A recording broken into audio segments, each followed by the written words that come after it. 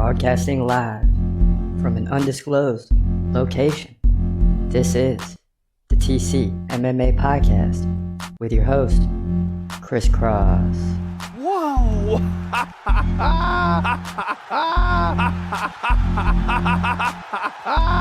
Dana White privilege. Let's go, baby! Let's go! Let's go! Let's go! Let's go, baby! Dana White privilege. Privilege.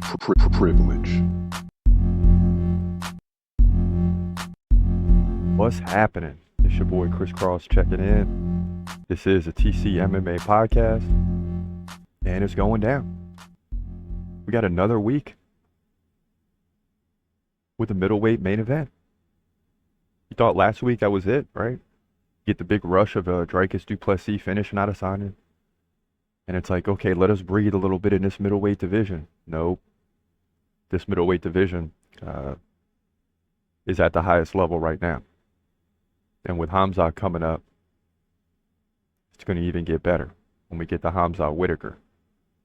But first, you got Jared Cannonier in action against Caio Barralho. So that's going to be a highly interesting fight. I can't stress it enough. I mean, it's going to be a highly interesting fight. Cannonier 17-7, Barralho, the Brazilian, 16-1. And if this guy wins, that'll certainly beef up the division. And guess what? He's favored to win. Now, as we jump into the predictions in a moment, the card, I don't think is rounded out yet. It keeps, at one point last week, there was only 8 or 9 fights. Now it's up to about 11, so we'll see what happens. But in the first fight of the night, it's generating some interest. You got Wang Kong, 5-0, versus Victoria Leonardo, 9-6. So the Chinese fighter Kong, I think there's a lot of anticipation for how good she could be. In fight 2, you got Cavalcante, 6-1, versus the Brazilian Josiane Nunes, who's 10-2. So an interesting fight there. You also got Zachary Reese on the card, the American, coming in 7-1, taking on Jose Medina from Bolivia, who's 11-3. So these are just some of the undercard fights. Also Danny Silva, 9-1, versus Denise Bazooka. USA versus USA, 9-1 versus 12-4. And so some good fights in the prelims. But then as you jump up, there are some good fights on this card, right? Some names you've heard of. Like in this first prediction we're going to get to, another middleweight division fight, man, I'm telling you. You got Edmund Shabazian, 13-4, taking on the longtime veteran Gerald Meerschaert, who's 36-17, a guy that I respect. He got dropped by Hamza in like 17 seconds, but after that he put together a nice little win streak going 4-1. So, that's several years ago. So he's dropped some fights too, but this guy stays active. So let's get into that prediction right now. In the middleweight division at UFC Vegas 96, my goodness, I like this one. Edmund Shabazian takes on Gerald Meerschaert, two extremely tough guys. Shabazian 13-4, Meerschaert 36-17. But he's not 40, he's just 36 years old, so keep that in mind. He's got time. Shabazian 1 inch taller at 6'2", he's only 26. Meerschaert 36, so one guy leaving the prime, Shabazian getting ready to enter the prime. So you have to weigh that here. In terms of reach, Gerald Meerschaert, 3-inch reach advantage. He fights left-handed. Edmund fights right-handed. Edmund lands more significant strikes, but just barely 3.6 to 3.2 per minute for both. So that's really close. Both guys can land up to 2 takedowns on average per 3 rounds. On average. Shabazian, 63% takedown defense. Meerschaert 34. That's a problem, Meerschaert. Got to correct that. Edmund coming off the win over AJ Dobson by KO, but before that he was KO'd by Anthony Hernandez. So those are the last 2 fights, 1-1. Meerschaert beat Brian Barberena. Good fight. Tough opponent. Right? Submitted him in the second round. But before that he lost to Andre Petrosky, split decision. He outstruck him though, 76-57. And then Joe Pyfer KO'd him. So that was another wake-up call for Meerschaert. Now, very tough one here because I like both guys, but Meerschaert to me is a serious veteran. Shabazian should be probably a little bit higher level than Mearshart right now. And I'm not saying there's many above him in the middleweight division, but he should be above him. It's going to be a really interesting fight. And Mearshart is a major underdog, but I'm going to lean towards Gerald Mearshart to get the job done here. Something just tells me, I mean, this guy, sometimes when you go with him, he loses, but when I go against him, he wins. So I'd rather just go with him because I think he's going to get the job done. He wins this thing by close, probably split decision, honestly, to move to 37-17. Strikes will be close, takedowns will be close. Very close fight here, middleweight division, UFC Vegas 96. Yeah, so if we're going with the underdogs this early, we must be feeling good about ourselves, right? We really pushed the overall wins and losses to plus 70, right? So we're like 202 and 132 or 206 and 136, something like that. So it's not like we can afford to take some underdogs. We got to keep rolling. But Gerald Mearshart is a guy that I really like, and he surprises you. And Shabazian has had some setbacks. You know, he's at that point where he should be getting a lot better every fight. But Mearshart is a veteran, and I think people are sleeping on this one, to be honest. That's just my opinion. I think Mearshart's going to get the job done. We'll see, though. I mean, that's why we have the fights, because you just don't know. I mean, you just don't know.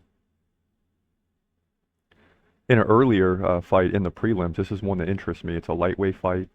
You got Vyacheslav Borshev, who has had some ups and downs, taking on James Yantop, who's a guy, you know, capable of winning at any given time. The guy's 14-3 from Peru.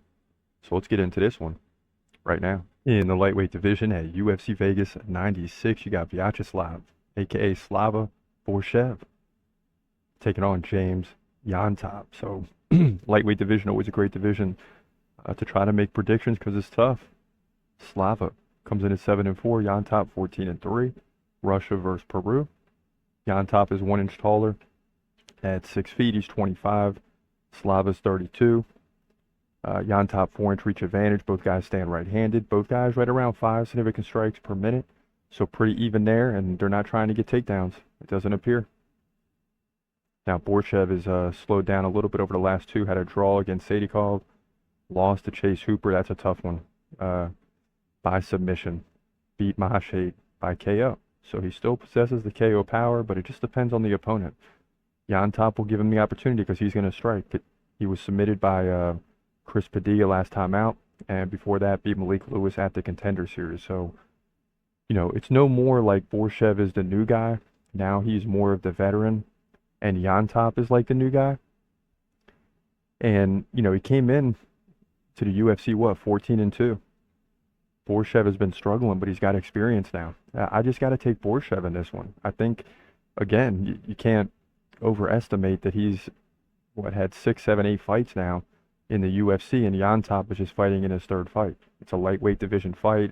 Experience is everything in this division. I like Borshev to get the job done, hopefully by KO, but at least by decision on the feet to move to 8-4. Lightweight division, UFC Vegas 96. And that's a tough one because I'm not super confident in Borshev. I mean, I'm just not. Now, when he wins, it looks exciting. He does the little Slava dance and all this, and you're like, whoa, this guy could be something. Then the next fight, he looks terrible. So you just don't know. I mean, I wouldn't be surprised if Yantop wins. So not totally solidified in that pick, but we got to make the pick. So we go with Borshev. That's the way it goes. Now, the big 3 this week, I must say, is pretty darn good. I mean, the big 3 this week is pretty good because in the next one, you got Neil Magny, right? A really good welterweight fighter taking on Michael Morales, who's undefeated. Michael Morales is a bad boy, but now you're moving up levels and you got to prove yourself. So this one is going to be highly interesting. Let's get into it right now. In the welterweight division at UFC Vegas 96, you got Neil Magny coming in at 29-12, ever the veteran, taking on up-and-comer Michael Morales, who comes in at a perfect 16-0, fighting out of Ecuador. Now, Magny, 3 inches taller at 6'3". He's always taller. He's 37, Morales 25. This guy's on the rise. Magny, 80-inch reach, 79 for Morales. So just 1 inch reach advantage. Both guys stand right-handed. Morales is the better striker, 5.3 per minute compared to 3.5 for Magny. Takedown game goes to Magny. He gets 2 every 3 rounds. Morales, 1 every 3 rounds. But Morales, 91% takedown defense. So that's where it's going to play out, ladies and gentlemen. Magny, 54% takedown defense. It's coming off the win by KO over Mike Malott. Lost to Ian Gary by unanimous decision. Got dominated, but made it to a decision. Beat Phil Rowe by split decision. Interesting. Again, Michael Morales, 16-0, right? Beat Jake Matthews, Max Griffin, Adam Fuga, Trevin Giles, Nikolai Varetnikov, who's now in the UFC. Beat him at Contender Series. Right? He's beaten people both on the feet and with takedowns. But this is a step up. I still think Michael Morales gets the job done. He's going to outstrike Neil Magny by 20, 30 significant strikes. And takedowns will be close enough. He'll defend enough to get the win here. Hate to go against Neil Magny, but that's the way it is. Morales moves to 17-0. He's on the rise here in the welterweight division at UFC Vegas 96. Yeah, Michael Morales is super special. I don't know how else to put it. Neil Magny is a guy that is kind of like a gatekeeper as well. So, I mean, it's going to be a tough fight. Michael Morales really has to prove himself here. If he can get the win here, even if it's a tough one by decision, you know, sometimes even with like a guy like Khamzat Chimaev, people get upset when they move to better fighters and they don't close the door on them. You know, they will eventually. Michael Morales may just come in here against Neil Magny and squeak out a victory and then start to get rolling after that, because these are the fights that there's a lot of pressure, because you're not fighting just some regular dude now. You're fighting a guy who's got a lot of experience and is going to be way better than the 16 wins you got on your record. So look for that one to be highly interesting. But Michael Morales, to me, is just too good. Even if he has a minute or 2, 3 minutes where he doesn't look good, he's still going to pull this fight out. And that will be impressive in and of itself. Right? To be 17-0 and then have a Neil Magny win on your record as well. So the co-main event, at least for now, is very interesting, because you got Angela Hill taking on Tabitha Ricci, and Angela Hill is getting older now. There's a few years ago I thought she could still make a run, and I'm still not convinced that she can't make a run, but she just has to keep winning. She's just getting older. So here's Angela Hill versus Tabitha Ricci. In the women's strawweight division, co-main event, UFC Vegas 96, you got Angela Hill taking on Tabitha Ricci, and this is going to be a tough one to predict. Basically even here. Hill, 2 inches taller, 5'3". She's 39. Ricci just 29, right in the prime. Angela Hill has a 4-inch reach advantage. Both fighters fight right-handed. Hill, 5.4 significant strikes per minute. Ricci, 4.3. So Hill's got a little advantage on the feet, but Ricci lands like a takedown per round. So that's going to be relentless pursuit of takedowns. Hill, 76% takedown defense. Makes it interesting. Coming off wins over Pinheiro and Gomez. Gomez by decision. She submitted Pinheiro. Lost to Mackenzie Dern, who's still a good fighter. Beat Emily Ducote and Lupi Godinez. Man. Interesting. So Overkill Hill is getting back into the mix of winning 4 of the last 5. So that's something to keep in mind. Ricci, 77% takedown defense. Probably won't give up any takedowns. Beat Tisha Pennington by split decision. Lost to Lupi Godinez by split decision. Beat Jillian Robertson, Jessica Panay, Poliana Viana. So both have won 4 of the last 5. Interesting matchup here. Great matchup. I can see why it's even, but I'm not going against Angela Hill. You know me. I like Angela Hill. I think she's a solid striker. Things get interesting on the ground sometimes, which is why this fight is even, because many people are looking at this and saying, I think Ricci's going to land takedowns. She's 10-2. Hill's got those 13 losses, but over the last 8 to 10 fights, she's just gotten better and better, even though she's 39. So I think she's going to pull this thing out, but it's going to be by decision and very close, might be split. She'll win on the feet. Ricci will have some takedowns at control. Very close decision. Hill wins to move to 18-3. Women's bantamweight division, UFC Vegas 96. Yeah, man, it's tough, because I know Tabitha Ricci's good and she's 29. Like, she's in the prime right now. But I just like Angela Hill too much. And that's kind of, she's not on the do list, but that's where the do list was created, right? Because you have, like, I'm a little bit biased towards Angela Hill. Like, I believe she's going to win at all costs. And sometimes I'll take an L because of that. She's not in the top 20 of the do list, but she's still among my favorite fighters that I believe are going to win, even though she's 39 years old. So we'll see if I'm right or wrong. We will find out. But yeah, I'm taking Angela Hill in this one. Who knows how? I just like all the intangibles. But I want to see her put someone away. That's what she's got to do. Now, as we creep into the main event, great fight here. Jared Cannonier, still one of the top guys. What is he, fourth or fifth or sixth? Taking on Caio Barralho at 16-1. I mean, definitely a big up-and-comer. But it's experience, which both guys have a little, experience, even Barralho. But Cannonier's been around the game forever, and he's definitely going to want to get back on board after the loss to a Mavov. So this will be a highly interesting fight. Let's get into this middleweight main event right now. In the middleweight division at UFC Vegas 96, this is your main event. Got Jared Cannonier, number 5 in the middleweight division, coming in at 17-7. Taking on number 12, Caio Barralho from Brazil, who comes in at 16-1. So this is USA versus Brazil. And this is a big opportunity for Barralho to shake up the top 5, for sure. He's 2 inches taller at 6'1". He's 31. Cannonier, 40. You heard that right. 40. He's getting up there, man. I didn't realize he was that old. But still looks good. He's got a 3-inch reach advantage. He's a switch stance fighter. Caio Barralho stands left-handed. Cannonier more active on the feet, 4.6 significant strikes per minute to 2.9 for Barralho, but Barralho's got the ground game. 2 takedowns every 3 rounds. So you figure he can get 3 or 4 takedowns or more in this fight. Cannonier, 61% takedown defense. Not going to cut it. Lost to a Mavov in the 4th round by KO, but before that he beat Marvin Vettori, Sean Strickland by split decision, and lost Adesanya for a title opportunity. Now Barralho, 76% takedown defense, even better. Complete Brazilian style fighter, good everywhere. Could be more active on the feet, but good everywhere. Is undefeated in the UFC. So you hear 16-1. That 1 was a long time ago. He's beaten Paul Craig by KO. Abus Magomedov, who's got 100% takedown defense, he still outstruck him, 1 by decision. Beat Mikhail Alexichuk by submission. Mahmoud Muradov, Armen Petrosian, Gadzi Armagaziev, Jesse Murray. So this guy's on a run.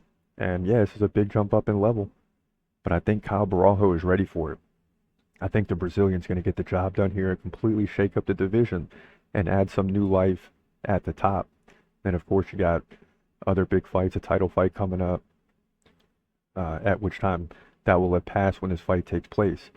So we'll know who the champion is. You got Hamza versus Whitaker, right? A lot of things developing, but a big opportunity for Barralho to shake up the division. I think he gets it done by decision to move to 17-1 middleweight division, UFC Vegas 96.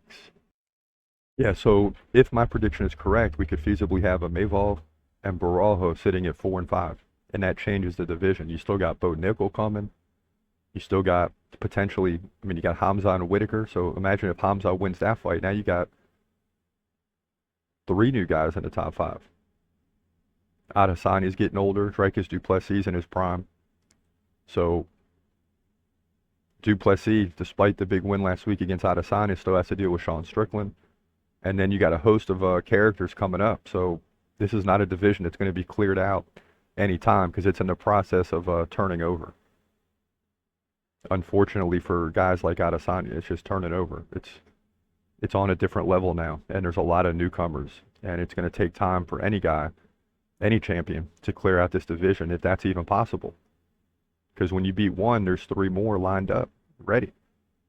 So this division is at its height right now. Make no mistake about it, and I'm looking forward to this main event this week. But listen, that's going to do it for now. We'll be back later in the week with up-to-date news. Not much going on now. We're kind of in a lull with the pay-per-view event, UFC 305 in the past. You kind of get some down days right now. Contender Series is coming up Of course, that's going to be every Tuesday night, so stay tuned for that. But for now, this is your boy Chris Cross. Hope you have a great day and God bless. As always, peace.